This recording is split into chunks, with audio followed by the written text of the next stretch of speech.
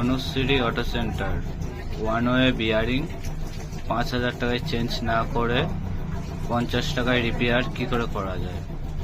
Clutch cover খুলে one way bearing বের করে স্প্রিং যেটা হয় ওয়ান ওয়ে গুলিগুলো যেগুলো স্প্রিং হয় সে গুলি স্প্রিং চেঞ্জ করতে হবে, চেঞ্জ করে দিলেই ওকে।